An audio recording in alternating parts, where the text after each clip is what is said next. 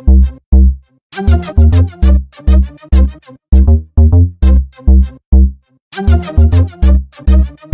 dit que le loup a tué beaucoup d'animaux en montagne, surtout dans le secteur. C'est exact. Nous, on est au fait de tout ça, puisqu'on fait des comptages tous les ans.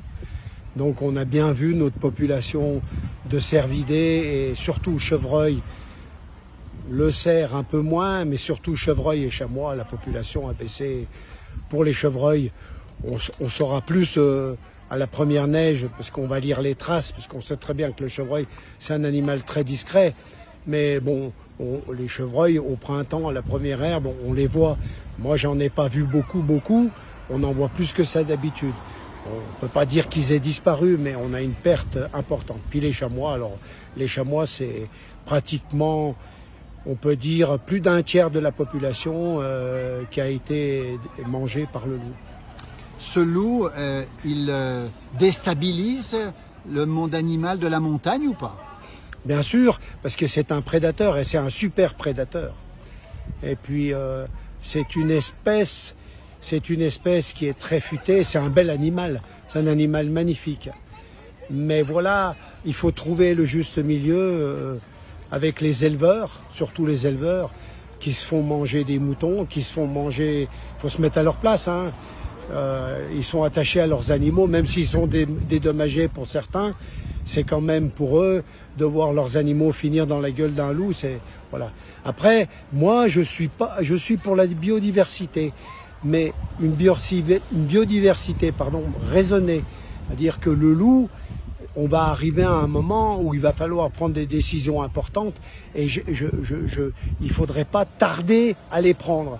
Et pour moi, les décisions importantes, je vais avoir un mot peut-être un peu cru, je vais me faire des ennemis, mais pour moi, ça serait de le réguler. Mais de le réguler intelligemment. Pas de le détruire, mais de le réguler. Voilà. Comment on peut le réguler? Oh, ben, c'est facile, hein. Ouais, les chasseurs connaissent très bien la montagne. Moi, j'ai fait des observations, j'en ai vu près, j'en ai vu un à 50 mètres de moi il y a 2 ans, là, sur la piste des voltigeurs au Mont d'Arbois. Il rentrait au bois, il avait été dérangé lors d'une battue sanglier. Bon, voilà. Mais aujourd'hui, on sait très bien où ils sont, hein. On a fait des observations, on sait très bien où ils sont. On a un garde-manger magnifique parce qu'on a fait une gestion sur la faune sauvage depuis des années. On a fait une gestion, on a une réserve qui est la réserve du Mont-Joli, qui fonctionne très bien avec un GIC, où on s'est groupé toutes les communes, Megève, Saint-Gervais, Contamine, hein, et on a des contacts puisqu'on a fait un GIC, on prend des décisions, on regarde les prélèvements, voilà. Et c'est une réserve qui marchait très bien et qui était croissante, voilà. Il faut en garder combien de loups?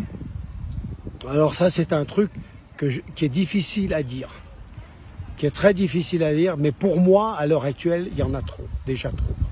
Parce qu'on a vu cette population d'animaux baisser.